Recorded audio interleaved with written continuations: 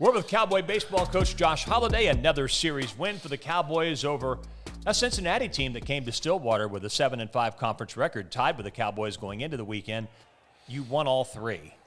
I think the confidence our players feel, in particular with how good our starting pitching has been, is that if we'll just stabilize games early, we know we're going to have plenty of time to dig in there and put together something on offense. And once again, both Friday and Saturday, that was certainly the case. And the kids responded well over the course of the initial innings in dealing with the starting pitcher, both Friday, albeit just one inning. And then they went to the long man. And then Saturday, we were able to get their Saturday starter out of the game and do some damage on him. And then Sunday, a more unique game in the sense that we had elite relief pitching. Keep us right where we needed to be in the early stages of the game and provide us that time to come back. So I think a lot of the calm of your team and your team's ability to play pitch to pitch comes from their trust and belief in what they have seen inside of one another. And our team feels a sense of stability as well as we've pitched, that we're going to be in every game, and it's just going to be a matter of time until we can put together some timely hits. You know, I think about the weekend, and you've been battling injuries. Some of those guys are back, some are not. But you've had production now, especially recently, in just about every spot in the order. You know, Lane Forsythe gets 7 RBIs for the weekend. Ian Doherty hits a big home run in the Sunday game.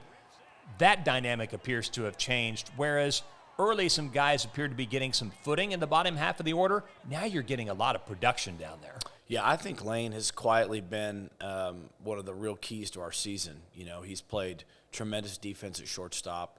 The guys really, really like him. He's had instantaneous credibility since he got on campus as a guy that has played a lot of elite-level college baseball. He played a little bit in the summer with some of our guys, so he got to know them and had some relationships built.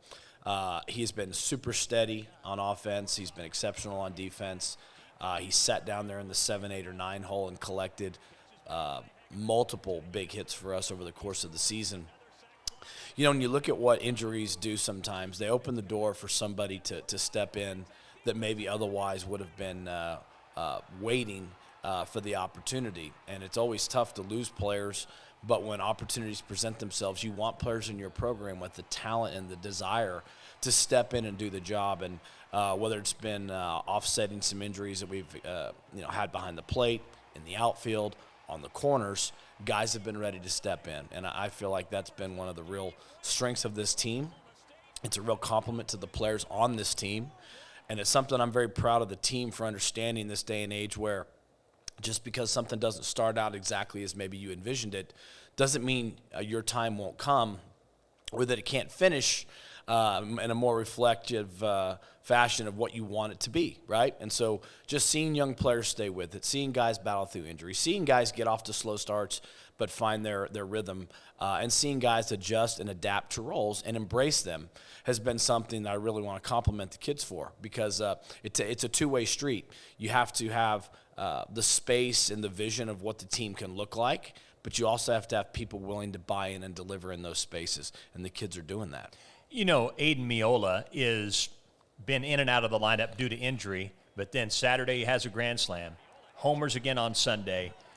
Is what we're seeing from him the opportunity now to play on a consistent basis to where, from a hitting standpoint, things start to move along for him the way he would like? Well, what you're seeing is a leader.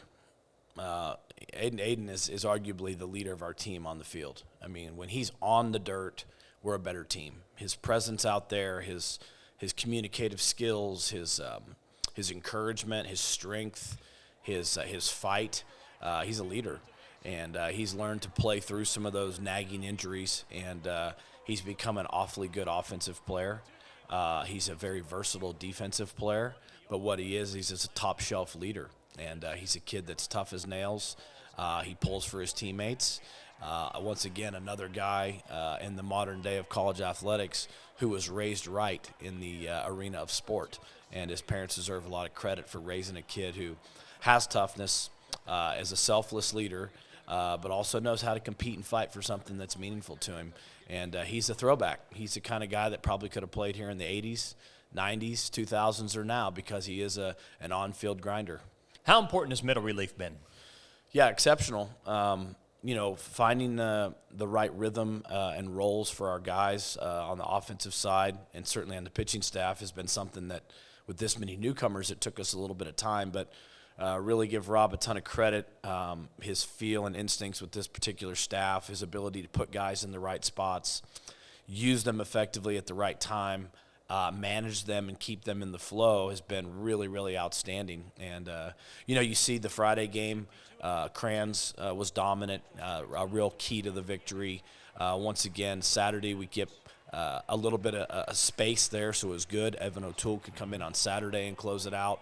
And then Sunday, the way the game was pieced together after a shorter start from Gabe just shows the depth of that bullpen. But more importantly, how valuable and critical really good relief pitching is in close games. And we continue to get great relief pitching.